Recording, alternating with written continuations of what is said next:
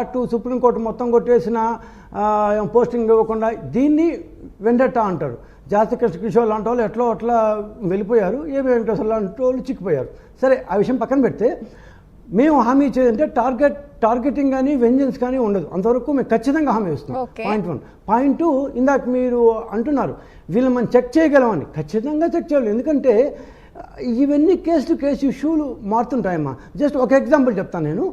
Mines డిపార్ట్మెంట్కి ఏపీబీసీలకి ఇష్యూలు తేడా, రెండిట్లో అదే రకమైన అవినీతి జరిగి ఉండొచ్చు. దాన్ని ఏమంటారు, రెండు వ్యవస్థల్ని సర్వనాశనం చేసి ఉండొచ్చు. 2 ఎగ్జాంపుల్ తీసుకుంటే, ఇప్పుడు సపోజ్ ఏపీబీసీలు తీసుకున్నాం అనుకోండి, వాసుదేవ్ రెడ్డి గారిని ఆల్రెడీ ట్రాన్స్ఫర్ చేసింది ఈసీ, పోస్టింగ్ ఇవ్వలేదనే అనుకుంటాను ఇంకా. ఓకే, ఇప్పుడు ఏపీబీసీలు ఈ గవర్నమెంట్ లాస్ట్ గవర్నమెంట్ వచ్చిన తర్వాత 2019లో రాష్ట్రంలో ఉండే అన్ని డిస్టిలరీస్, అన్నీ ఒకటి కాదు, ఎవ్రీథింగ్ 100% డిస్టిలరీస్ ఆదాన్ అనే సంస్థ ఎలా లీజ్ తీసుకుంది, గన్ పాయింట్లో ఎలా లీజ్ తీసుకోగలిగారు, అసలు ఎందుకు ఆమోదించారు అట్లా. పాయింట్ 1. ఓకేనా. 2, ఆదాన్ డిస్టిలరీస్ లీజ్ తీసుకున్న సంస్థలు తయారు చేసే కొత్త ఈ ప్రాజెక్టులకు మాత్రమే ఏపీబీసీలు ఎందుకు ఆర్డర్లు ఇచ్చింది, అప్పటిదాకా దేశంలో ఉండే ప్రముఖ సరఫరాదారులు తయారు చేసే మందులు ఎందుకు ఆపేసింది, కేవలం వాళ్ళ ఈ కొత్త లీజ్ తీసుకున్న ఆదాన్ సంస్థ తయారు చేసే ఈ మద్యాన్నే దేనికి ఇచ్చింది, ఏంటి వాళ్ళకి వీళ్ళకు ఉన్న లింకు, దాని ఓనర్ ఎవరు, విజయసాయి రెడ్డి. ఖచ్చితంగా వస్తుందమ్మా, it's so easy. So Aadan సంస్థ ఎవరిది, విజయసాయి రెడ్డి అల్లుడిది.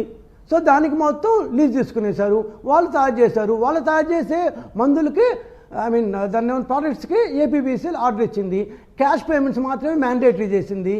దాన్ని డిజిటల్ పేమెంట్స్ వద్దనింది. ఏదంటే డిజిటల్ పేమెంట్స్ ఇస్తే దాని ట్రైల్ ఉంటుంది, ఎవరి దగ్గర నుంచి చూసింది ఎక్కడ వచ్చింది బ్యాంక్ ట్రైల్ ఉంటుంది, క్యాష్ అయితే ట్రైల్ ఉండదు. క్యాష్ పేమెంట్స్ మాత్రం ఎందుకు యాక్సెప్ట్ చేశారు, హోలోగ్రామ్లు ఎక్కడ ఉన్నాయి, అసలు అక్కడి నుంచి ఏ ఇన్వాయిస్ వచ్చింది, ఇక్కడి నుంచి ఏ ఇన్వాయిస్ పోయింది, ఎందుకు గవర్నమెంట్ కాంట్రాక్ట్ ఎంప్లాయీస్ని పెట్టి తన సొంత సంస్థలను ఎందుకు, సొంత షాపులను ఎందుకు నడిపింది.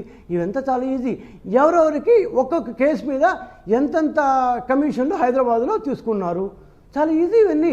ట్రైల్ ఇప్పుడు పెద్దానికి వాళ్ళు ఎంత జాగ్రత్త పడ్డారంటే, ఏమంటారు, నేరం యొక్క ట్రైల్ ఉండకూడదని, దాని యొక్క అనుపానులు కనిపించకూడదని దాని డిజిటల్ పేమెంట్స్ స్టాప్ చేస్తారు. ఎంత ఒక పక్క ఏమంటే మనందరం డిజిటల్ పేమెంట్స్ని కంటిన్యూ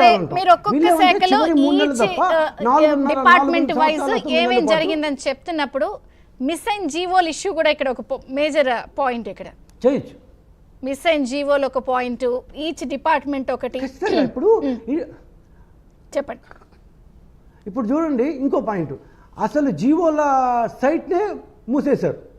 ఎందుకంటే ట్రాన్స్పరెన్సీ లేకపోవడం అన్నదాన్ని ఎంత ఈజీగా మనం కనిపెట్టగలగలం అంటే, జీవోలు చూస్తే అందరికీ తెలిసిపోతుంది అసలు జీవో ఐఆర్ ఆఫ్ దాన్ని GOV.AP సైట్ ఎందుకు పెట్టింది.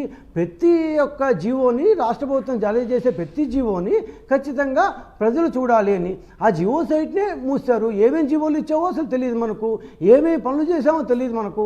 సో ప్రజల్ని కంప్లీట్గా చీకట్లో పెట్టారు.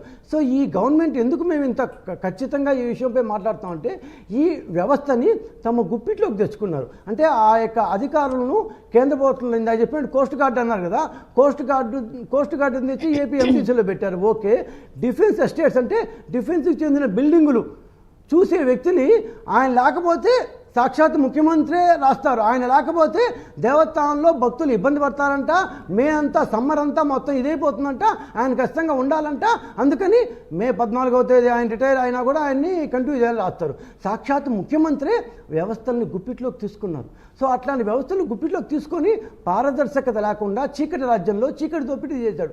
సో ఈ చీకటి దోపిడీ చేసినప్పుడు ఇన్ని రోజులు దాన్ని మ్యాన్ చేసిన వ్యక్తులు, ఇప్పుడు జనాలు ఏం చేస్తారంటే రాగానే ఇది అయిపోవాలి, ఇచ్చేసేయాలి, వేగంగా అరెస్టులు చేసేయాలి, ఈ ఎక్స్పెక్టేషన్ ఉంటుంది. ఇది హ్యాండిల్ చేస్తూ గవర్నెన్స్ ఇది అవుతుందా అని అడుగుతున్నాను నేను. హ్యాండిలింగ్ అవుతుందా? ఇప్పుడు